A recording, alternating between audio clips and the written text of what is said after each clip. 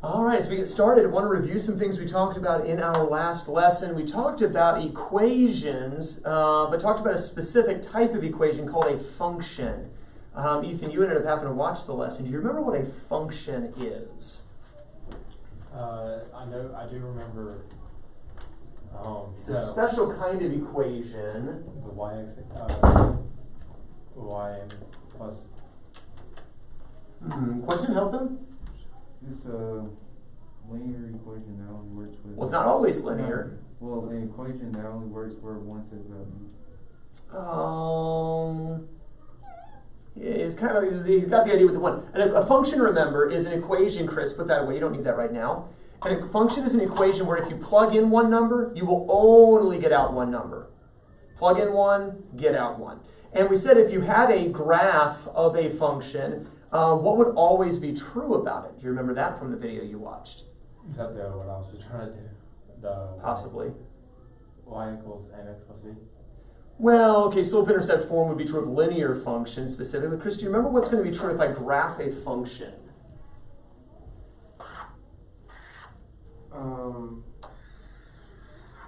For instance, if I graph that, that's a function. I can tell by looking at the graph. Why? Because you can put a vertical line and it doesn't touch the point. There we go. I could pass a vertical line over the graph and it would never touch the graph more than one time. So we say for the function, it would pass the vertical line test. Now I said if you were to kind of rotate this about 90 degrees, technically it's kind of a rotate and flip, which we're going to look at later. But if you were to do that, you would have what's called the inverse equation. How can I tell, without going to all that trouble, whether or not the inverse is a function? Do you remember that? Something of a one-to-one function? Okay, if the inverse is a function, it would be a one-to-one function. Quentin? Horizontal line test. You test to see whether the inverse equation is a function out by passing a horizontal line over it. And right here, nope, 1, 2, 3 different points. No, okay, so this is not a function, right? At least the inverse isn't. So this is a function. The inverse is not a function. But if I had something, let's say, like this. This is one of the ones we looked at the other day. Well, you pass a vertical line over that, it never crosses more than once. You pass a horizontal line, it never crosses more than once. This is a function, its inverse is a function, so that's where, Ethan, we would call this a one-to-one function. All right, questions on that? Remember horizontal line test for inverses, vertical line test, function now. Okay, now with inverses, one of the things we practiced was finding inverse equations. And that was on page 149, your homework, numbers 15 to 23, the odds. So have that homework out. I didn't do it. That's okay.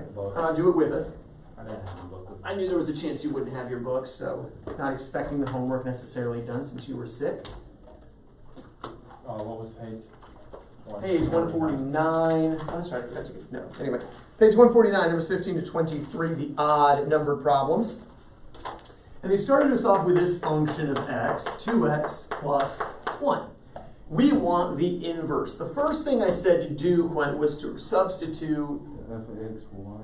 Good. It's just easier to work with y instead of f of x. I'm lazy, so I see this in the book. This is what I'm writing down. Then, Chris, the key really to finding the inverse was to switch the y next. Good. Remember I said the inverse is where it kind of rotates, where the x and the y change places essentially graphically. Well, that also happens here. The y becomes x, the x becomes y, but we always want what letter by itself in a function class? Y. We always want the y by itself. So now we get the y by itself. X minus 1 divided by 2. Good. Subtract the 1, then divide by 2, and that's our inverse, which we could notate this way. This refers to an inverse function of x is equal to x minus 1 over 2. You could have left it either of these two ways. I typically just leave it this way. I'm too lazy. But either of these would work. Did we have one of these two ways? All right, Ethan, do you remember doing this? I'm following along on the video in the last lesson. Number 17, they give us a function of x is equal to negative square root of x plus 1. And so Ethan, let's walk through the steps together here. First thing. Switch the f of x to a y. Okay, so y equals the negative square root of x plus 1. And switch the y and the x. To get? X equals negative square root of y plus 1. And then? Square both sides. Okay, to get? X squared equals negative x plus 1. Well, careful. If I square a negative, I get Positive. positive. When I square a square root, Get negative. radicand, Yeah. which is just y plus 1. There we go. And not sure why plus sign came out so weird. And then finally, last step, Move it over the one that's negative into, well, that's to get, x squared minus 1 equals y. there we go. Or we could say the inverse function of x is equal to x squared minus 1. Again, either of those answers would be good. Gentlemen, do we have those answers? All right, let's take a look at the next one, number 19. I'm going to erase my sample graphs here, give myself a little bit more room. And here we have a rational function, a function that includes a ratio. And one thing I meant to point out in the last lesson, so I'm going to point it out now if you'll make sure you get this in your notes. Anytime you have that rational function, remember, you're going to get some kind of hyperbola. And that hyperbola is going to have some kind of asymptotes. Do you remember that? So if you have what? If you have a rational function, meaning a function that is a ratio or a fraction, you're going to end up with asymptotes because there are certain values you just can't plug in. Now, we talked back in Algebra 2 about how to find these asymptotes. We said for the horizontal asymptote, the denominator cannot equal 0. So to find the horizontal asymptote, just set the denominator unequal to 0, and what can x not equal? 1/2. Positive 1/2. Positive a half. So if x can't be positive a half, then that means right here, okay, and then of course here's the y-axis, right here at a half, that's where my first asymptote is going to be. Does that make sense? Now, there was another way I told you to find the horizontal asymptote in Algebra 2. And we're going to do it differently here in pre-cal because it's less to memorize. Let's go ahead and hold that thought. Let's do what we were doing in the homework. Let's plug in a y here to get 3x plus 1 over 2x minus 1. And then let's get the inverse equation. Chris? I went from I just had 3x plus 1. I didn't have the over 2x minus 1. Oh, so you copied it incorrectly. Well, what should we do? Multiply by the conjugate. Not yet. Once we replace with a y, just to make our life easier, the first thing we do to find an inverse is switch up the class x and y.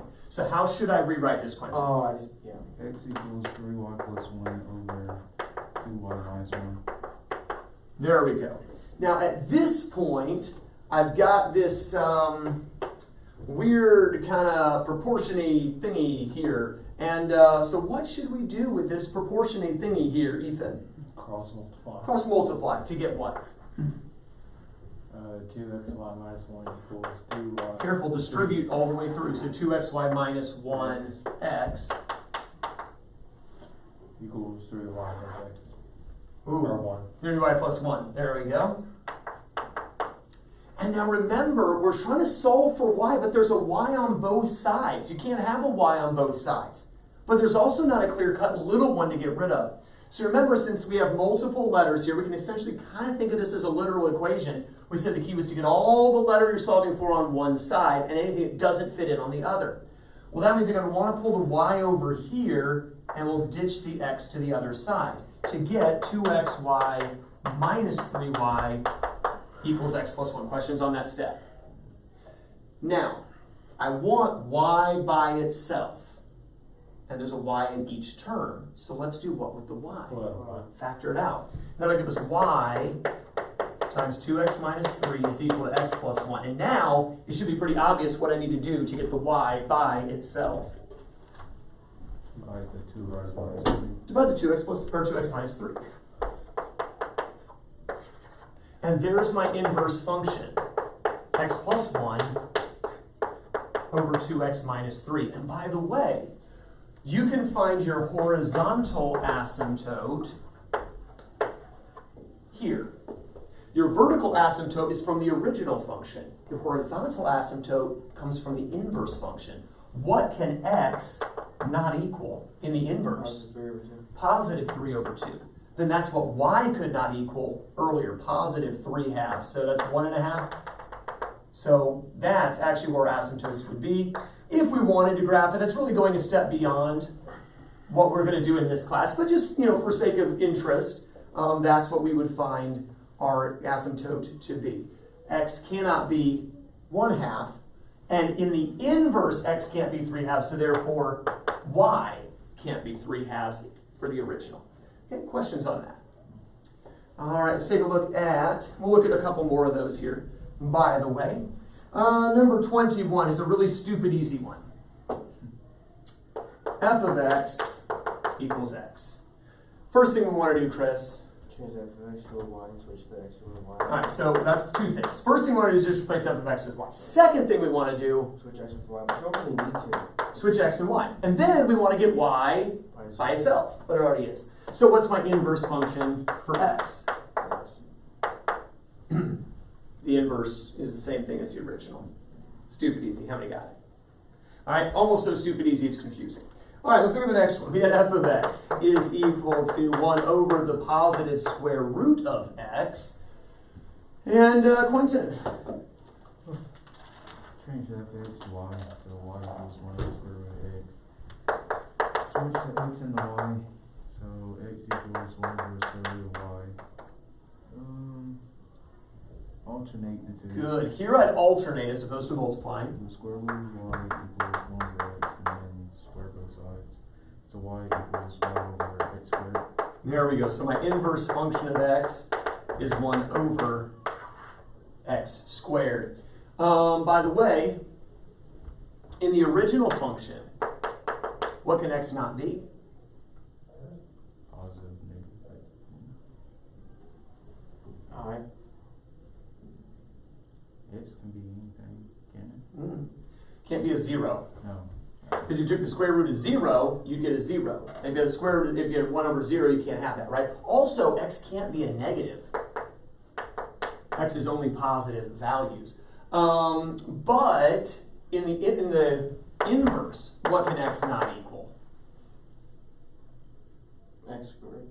0. Still 0, right? So therefore, y can't be 0. So my asymptotes are going to be x is 0, y is 0, are my two asymptotes. But we're only going to have values that are going to be positive. And so we would end up with a very, very hyper-pronounced hyperbola, but only on that side. All right, not a full hyperbola, just the one branch would come out of that. Anyway, that's free. That's not something you'd have to do. Questions on number 23? Any questions finding inverses? Look back at number 18.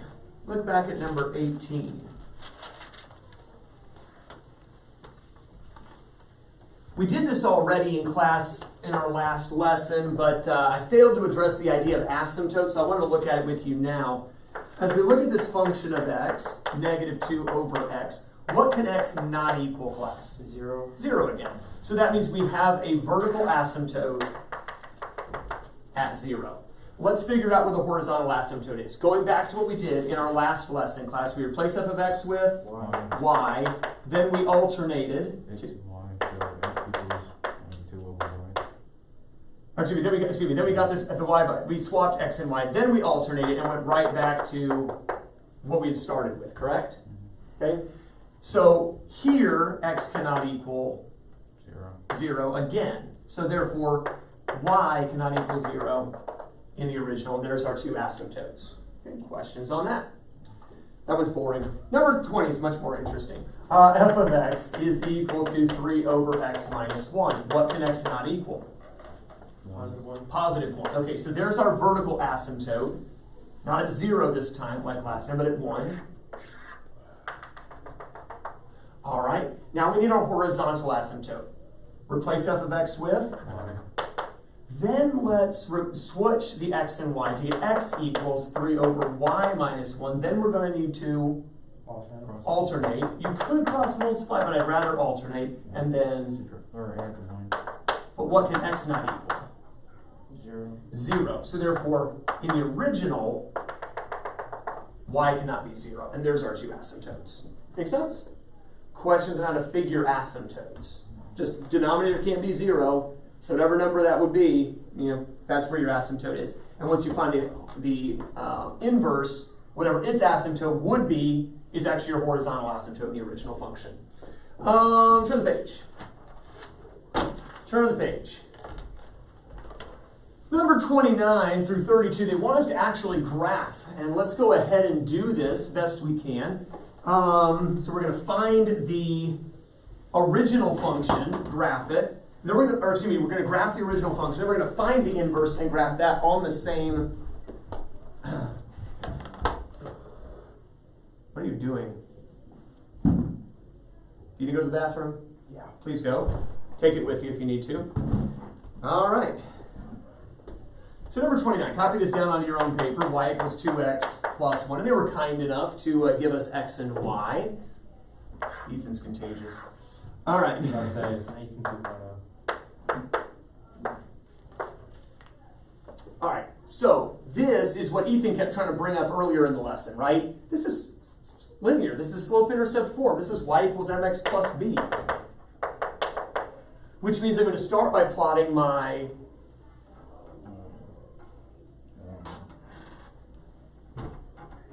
slope-intercept form. Which do I plot first, the slope or the intercept?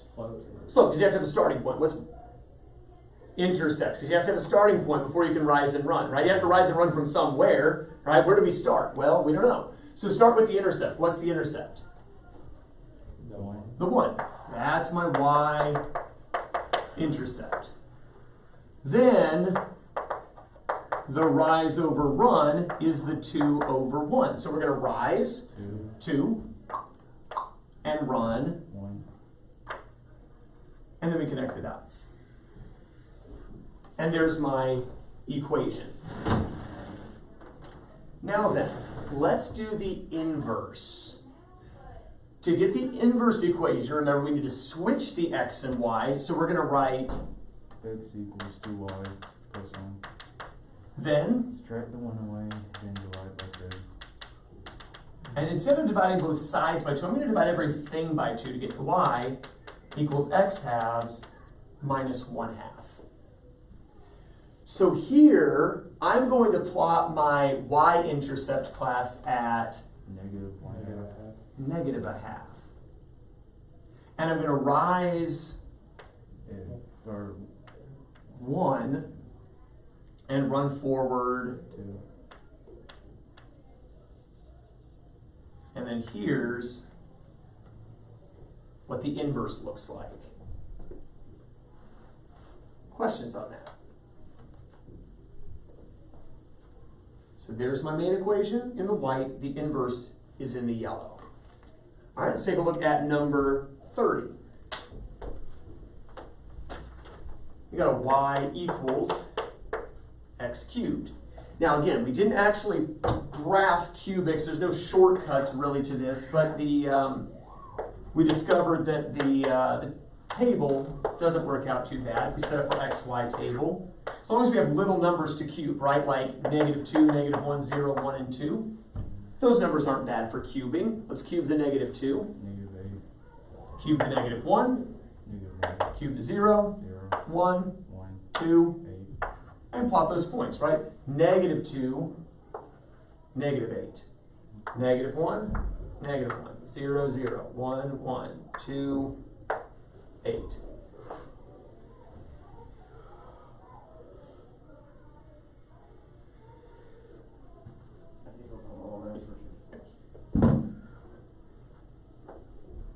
Go through there with Lysol and spray everything. All right, now let's get the inverse equation. Pretty straightforward. Switch the x and y to initially get, X equals y cubed. and then get y by itself. Take cube root. Right. So y equals the cube root of x. So set up your xy table. Now here I want numbers that are easy to take the cube root of.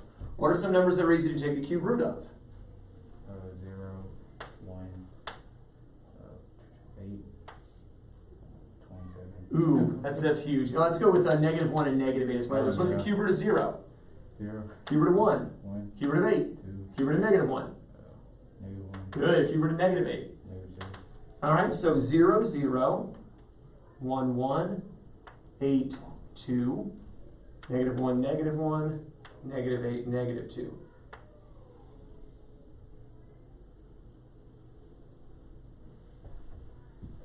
And we see the inverse. It kind of just rotated, didn't it? Kind of more of a rotate and flip. If you imagine the whole graph rotating 90 degrees and then flipping backward, that would make it an inverse. That's really kind of what we did here. We kind of rotated it and then flipped it around. Okay, let's take a look at another one. Number 31. Y equals 3 over x minus 1.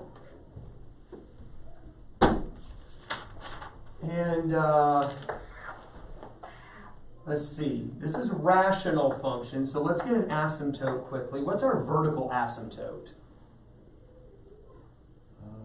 What can x not equal? 1. Positive 1. So now we're going to have an asymptote right here. Let's do a quick xy table. Let's suppose x is 0. What's y? Negative 3. We said x can't be 1, but what if it's 2? 3. What if it's 4? 1. What if it's 7? 1/2. All right, let's go with some negatives here. What if it's negative 2? Negative 1. What if it's negative 5? Negative 1/2. By the way, do you see how I picked some strategic x values? Okay, mathematicians are smart, therefore they can be lazy. All right, so let's plot our points. We got 0, negative 3, 2, positive 3, 4, 1, 7.5, negative 2, negative 1, negative 5, negative 1/2.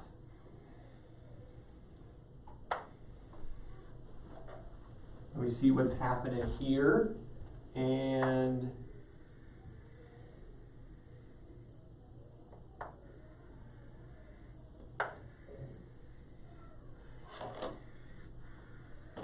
you can tell I don't enjoy graphing these. All right, something along those lines, right? By the way, where does it appear the horizontal asymptote is? The x-axis. Right, it appears the horizontal asymptote is the x-axis. All right, now let's go to the inverse. Remember, we're going to switch the x and y, so x equals 3 over y minus 1, and then we're going to get the y by itself. Alternate, good. So y minus 1 equals 3 over x, and then of course... Add 1. Add 1 over 1. Well, it doesn't really matter. All right, now again, now x cannot be what? 0. 0. So now, my vertical asymptote is at 0. Well, I knew that because the horizontal asymptote had been at 0, right? But now my vertical asymptote's at 0. By the way, if my vertical asymptote was at 1, where's my horizontal asymptote going to be now? The 1. 1. So you see that the vertical and horizontal asymptotes just change places. I'm recording right now. You just need to grab his stuff? Thank you. No problem. Sorry. All right. So for the graph, let's go ahead and come to this equation and let's be strategic. You get to strategically pick the x values here. We can't pick 0, we can pick anything else. 1. All right? 1. Gives us what? 4. All right, Ethan, pick a strategic x value. Yeah. 2. I know fair ones. Let's go with 3. 3. I like 3. What does that give us? 2. 2. All right, let's pick another strategic value. 6. 6 isn't bad. Okay, it gives us what? 1.5. 1.5. All right, that's enough positives. Let's go with some negatives here. Negative 1. Negative 1, I like it. Gives us what? Negative 2. Good, negative 2. Pick another strategic value. Negative 3. Negative 3, I like it. 0. One more value. Negative 6.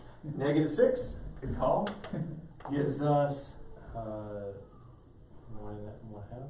well, that's going to be negative a half Yeah. plus 1 only equals Uh-huh. positive half. Okay, so let's plot those points. I've got 1, 4, I've got 3, 2, I have 6, 1.5.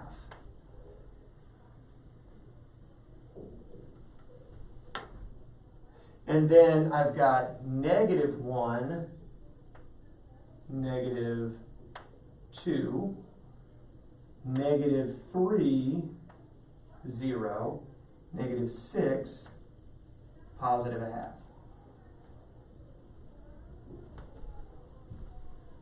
And there's my inverse equation.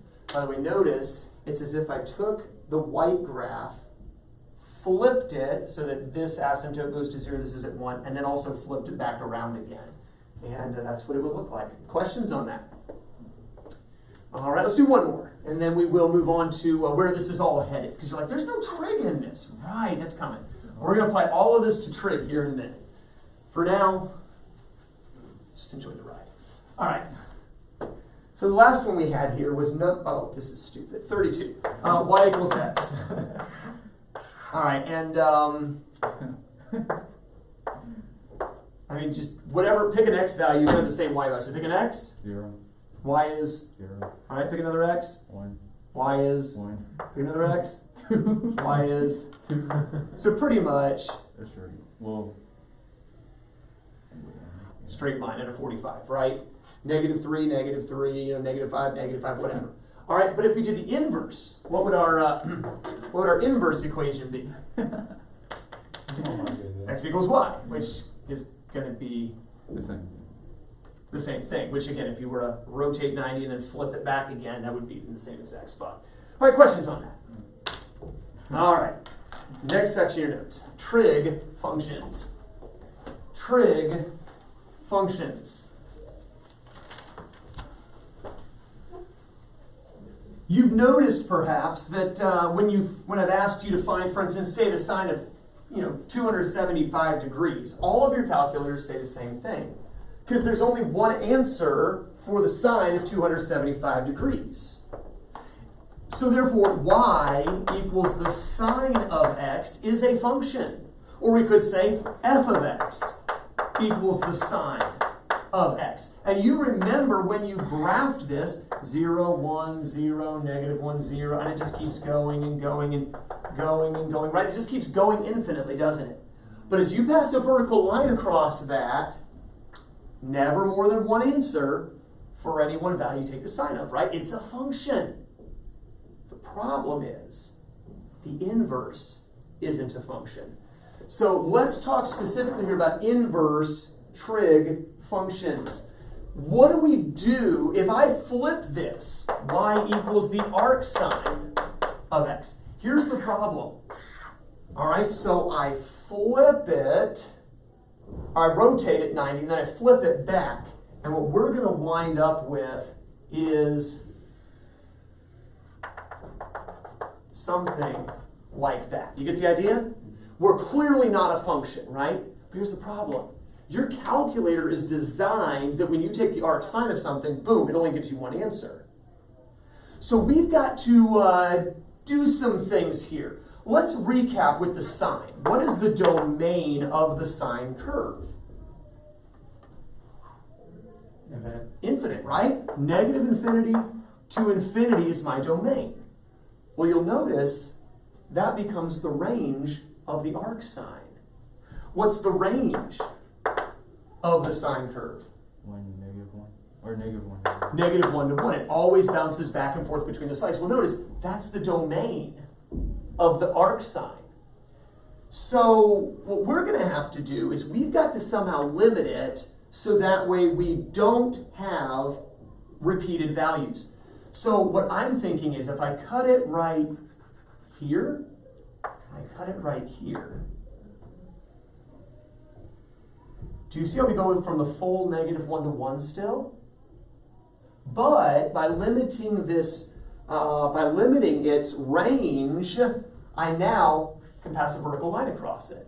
That's what we're going to have to do to every trig function. The domain now is still -1 to 1. Notice what was the range became the domain.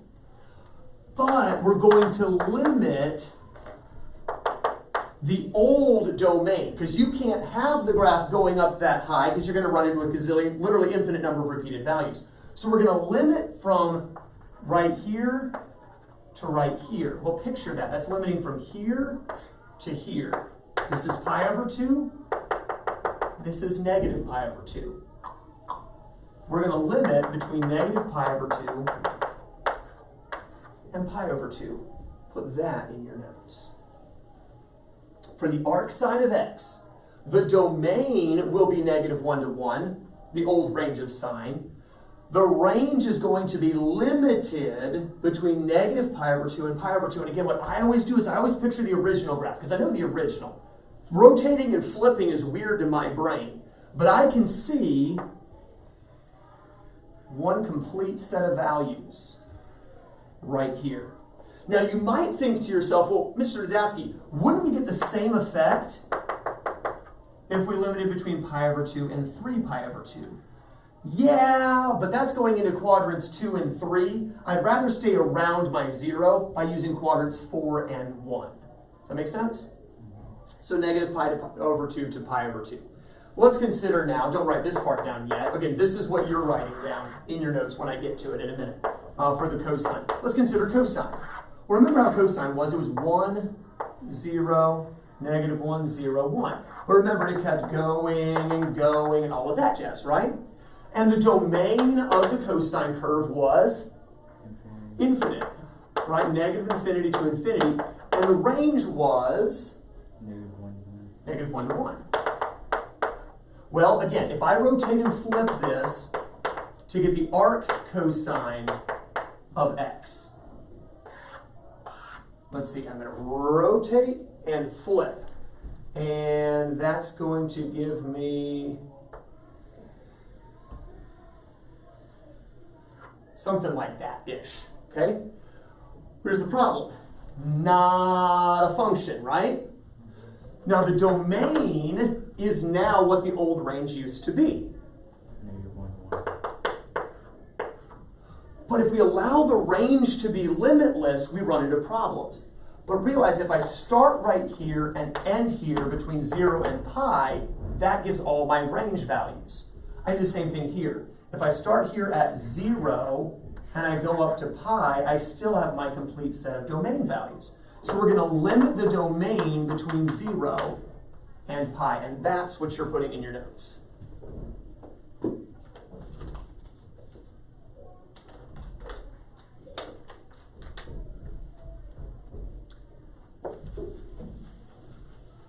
Again, the old domain gets limited and becomes the range. The old range becomes the domain.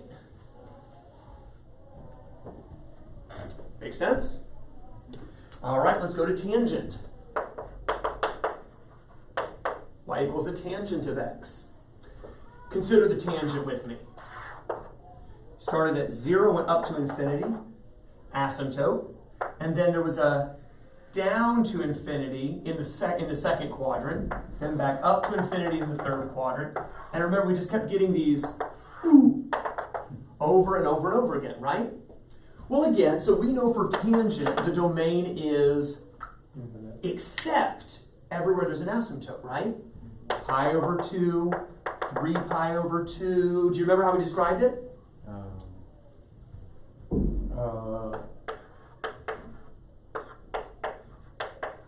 Negative infinity to infinity, except at n pi over 2, when n is an odd integer. Remember that, except when n was odd. All right, what about the range of the arc of the tangent? Well, negative infinity to infinity, right? It's limitless. It's all real numbers. Now let's take the same graph, rotate it, and flip it to get y equals the arctangent of x. Well, if I rotate and flip, I'm going to get rotate, flip.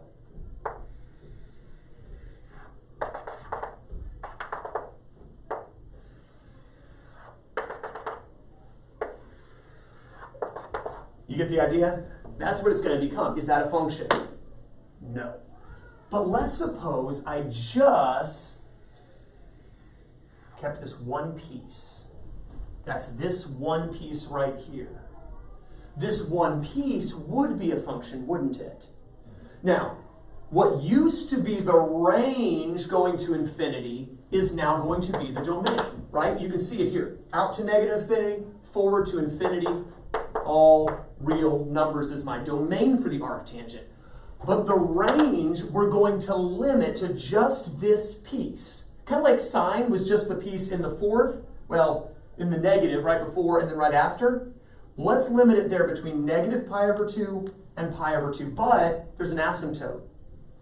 So in parentheses, negative pi over 2 to pi over 2, and that's what I want you to do down for the arctangent of x.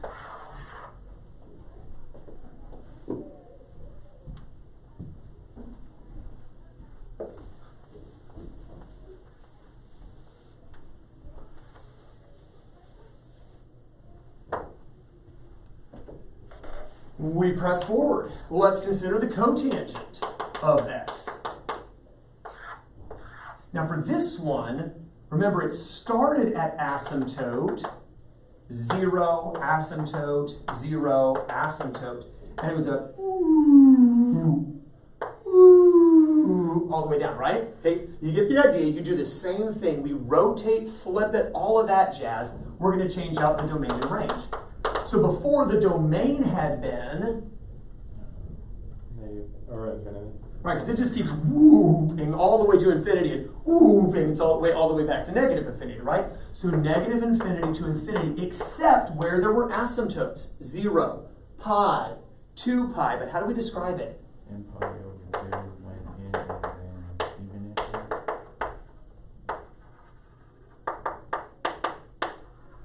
Right, except at n pi over 2 when n is an even integer. But as far as the range, it's just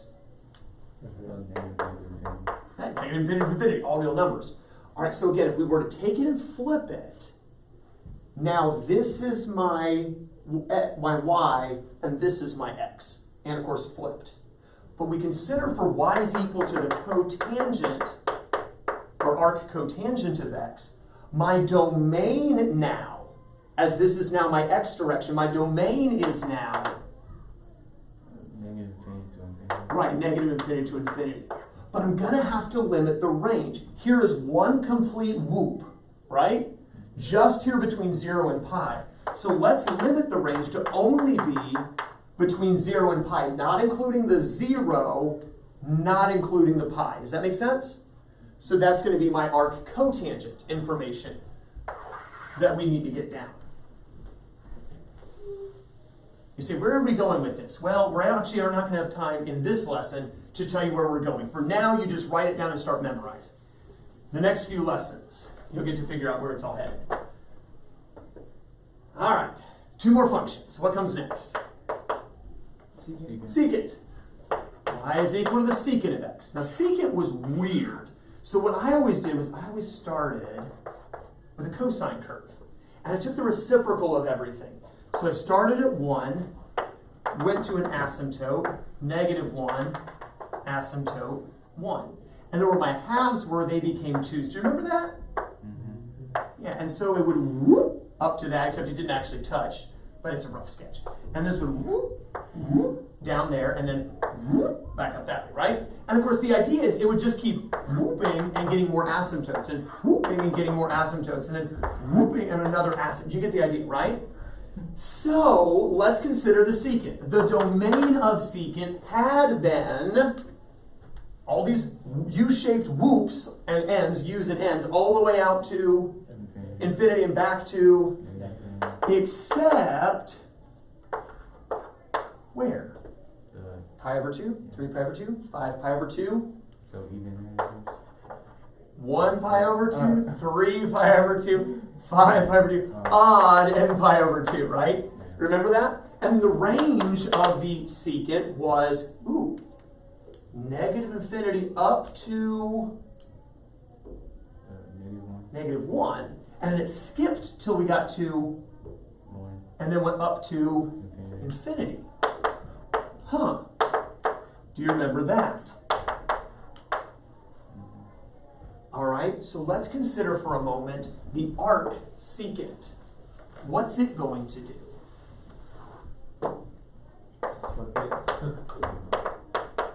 Again, for sake of not graphing it again, let's look at this as my y, this is my x.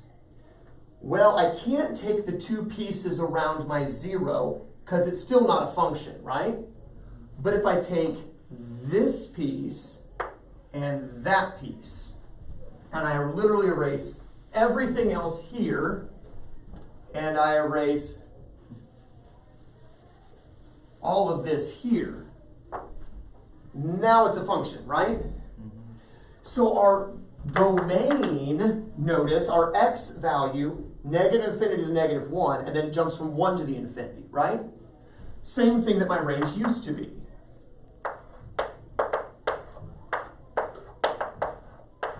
And notice the range. The range goes from 0 to pi, but not at pi over 2. Now it can include the 0 bracket, it can include the pi, but it does not include the pi over 2 in my vertical range. And there's your information for the arc secant.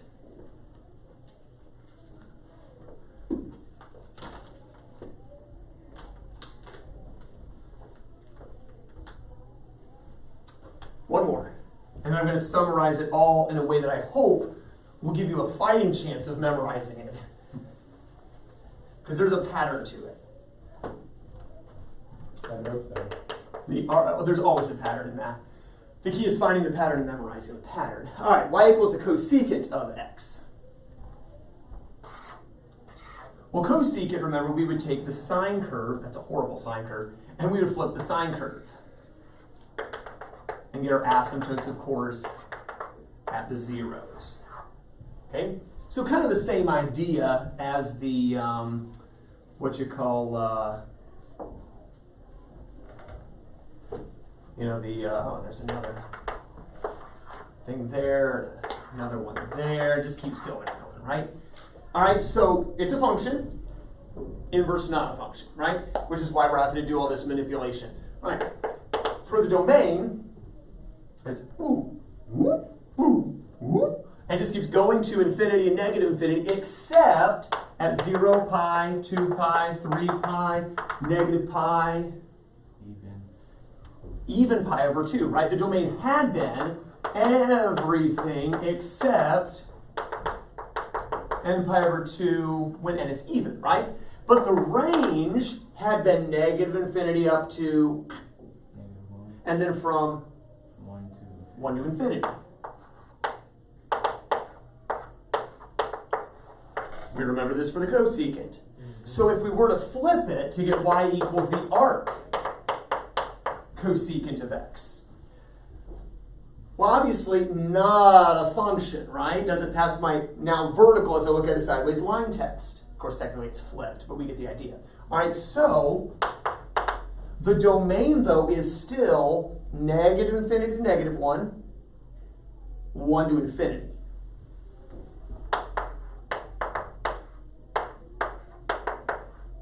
But my range is going to have to be limited. I can't have all these y values because it begins to repeat itself. But here I've got my up whoop or my backward whoop if I'm looking at this way. Here I've got my forward whoop. But if I were to cut it right here, I wouldn't get a repeat on this little whoop. And if I were to cut it right here, I wouldn't get a repeat there. See? So that's what I'm going to do. I'm going to cut it right here at negative pi over 2. I'm going to cut it right here at pi over 2, but there's going to be the asymptote at the 0.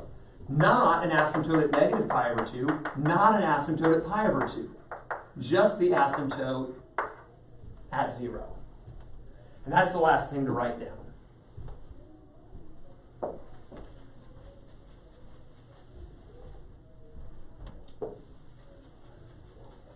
Look in your textbook with me, if you would now, at page 151. Look in your textbook with me at page 151, and we'll summarize this here in just a moment. All right, so I want you to notice on this page there's 4 graphs. There's 2 more on the next page, but just go down the first column. You see sine and cosine? Notice their domains are the same, but the ranges are opposite. Sine is the negative 90, 90, where cosine is the 0 to 180. Flip the page. Do you see tangent and cotangent?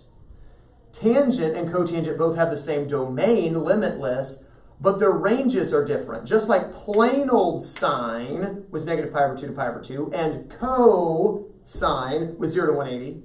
So here tangent is negative 90 to 90, and cotangent is 0 to 180. But unlike, flip back, the ranges in brackets for sine and cosine, the ranges now are in parentheses because there's asymptotes on the outer edges of both tangent and cotangent. Flip back now, let's look at secant and cosecant. Do you notice they both have the same domains? Negative infinity to negative 1, 1 to infinity. But look at their ranges. Cosecant matches sine's range, negative 90 to 90. But there's an asymptote in the middle, so accept it 0. Secant matches its reciprocal cosine, 0 to 180, except the asymptote in the middle at 90. See a little bit of a pattern there? That makes it easier. So I'm going to do this, make a list here, and I think this will help you if you'll make the list. Let's do domain, range. Because this is going to be even easier than looking in your book.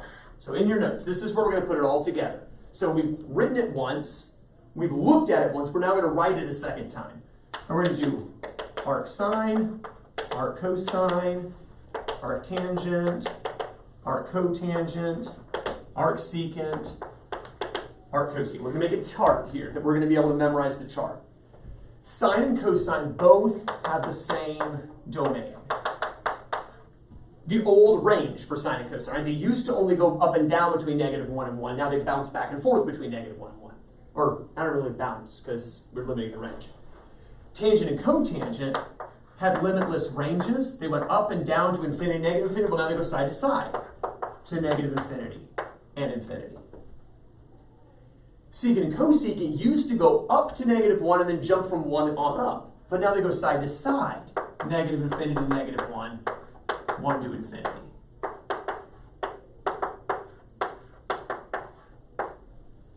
Do you see how they're in matching pairs for their domains? Do you think that'll help you memorize the domains, seeing the matching pairs? Yeah. And again, thinking about what they used to do vertically is now the domain or the horizontal for the inverse function. The range is where it gets fun. Because sine, we had to limit between negative pi over 2. Actually, let's do degrees this time. We did radians last time. Let's say between negative 90 and 90. Stay with me. Shut the door, keep people out. Cosine, on the other hand, we can't do 1 and 4, right? Because sine, we can't do 1 and 2 together because it's the same, both positives. Cosine, we can't do 1 and 4, we have to do 1 and 2. 0, 180. And that's so you can remember those two for starters. Then just as it's sine, cosine, tangent and cotangent are going to be the exact same, but in parentheses because of the asymptotes on the edges. You see that? Sine, cosine, tangent, cotangent. Now, yeah, I got to be careful with the pattern here because secant is going to go back up and mirror its reciprocal, and cosecant is going to mirror its reciprocal. So secant is going to match cosine, 0 to 180, but there's an asymptote in the middle, remember? So what's in between? What's exactly in the middle of 0 and 180? 90. Cosecant is going to match sine, negative 90 to 90, but again, there's an asymptote in the middle, not on the edges. We use the brackets, not the parentheses, but there is a middle asymptote. So we'll say except, what's in between negative 90 and 90? 0. If you can see the pattern, it'll help you. You're going to copy this one more time for homework on the back of the homework handout. Jamie and Chris, homework handout is in the description of the video. You two gentlemen in here, I'm handing you your handout. Is says at the bottom of the handout, copy the information below the graphs, the domain and range. It'll be easier for you if instead of copying it from the book, you copy this again from your notes, but on the back of the handout. So you'll copy it one more time. That'll help you memorize. And then there are 5 inverse equations that you're finding. All right, we'll take a look at this in our next lesson. Hope you have a wonderful rest of your day. Chris, hope you get feeling better. Jamie, hope to see you back in our next lesson. Have a wonderful rest of your day, and you are dismissed.